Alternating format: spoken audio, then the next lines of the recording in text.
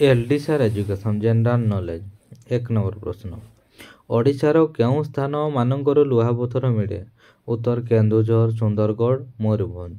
प्रश्न नंबर 2 ओडिशार केउंठारु कोयला मिले उत्तर तालचेर संबलपुर व रामपुर। प्रश्न नंबर 3 ओडिशार केउं स्थानरु मांगानिज मिले उत्तर कलाहांडी केन्दुझर और मयूरभंज। प्रश्न नंबर 4 ओडिशार केउंठु बक्साइट मिले उत्तर बलांगीर और कोरापुट। प्रश्न नंबर 5 संवादपत्र प्रतिष्ठाता किए थिले उत्तर उत्कलमणि पंडित गोपबंधु दास। प्रश्न नंबर 6 प्रजातंत्र प्रतिष्ठाता किए थिले उत्तर उत्कल केशरी डॉक्टर हरेकृष्ण महताब। प्रश्न नंबर 7 राष्ट्रदीपर प्रतिष्ठाता किए उत्तर राष्ट्रीय स्वयंसेवक संघ। प्रश्न नंबर 8 ओडिशार बड़दाण्ड किए उत्तर पुरी बड़दाण्ड। प्रश्न नंबर 9 ओडिशार बड़ जिला किए उत्तर मयूरभंज। प्रश्न नंबर 10 ओडिशार बड़ पर्वत किए उत्तर देवमाली।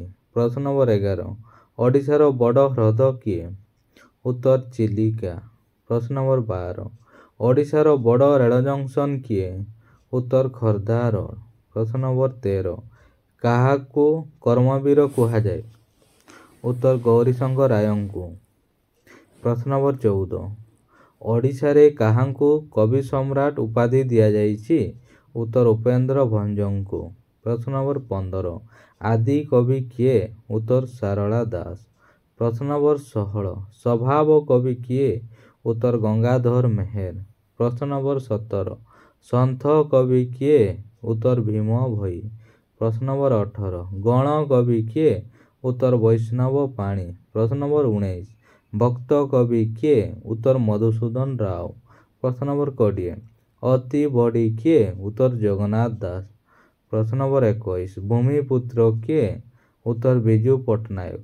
प्रश्न नंबर 22 गीत गोविंद किए रचना करथिले उत्तर जयदेव। प्रश्न नंबर 23 मथुरा मंगल किए रचना करथिले।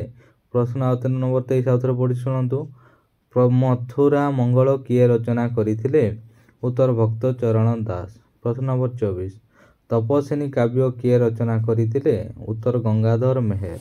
प्रश्न नंबर 25 सप्तम ऋतु किए रचना करथिले उत्तर रमाकांत रथ। प्रश्न नंबर 26 विचित्र रामायण किए रचना करथिले उत्तर विश्वनाथ खुंटिया।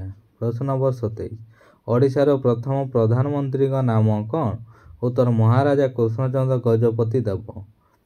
प्रश्न नंबर 28 ओडिशार श्रेष्ठ प्रधानमंत्री किए थे उत्तर डॉक्टर हरेकृष्ण महताब। प्रश्न नंबर 29 ओडिशार प्रथम राज्यपाल किए उत्तर डॉक्टर कैलाशनाथ काटजू।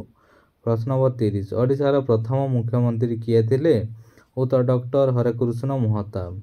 एलडी सार एजुकेशन जनरल नॉलेज देखो आपण जब भिडियो भल लगी तेल बहु मत लाइक शेयर और सब्सक्राइब करदे। धन्यवाद।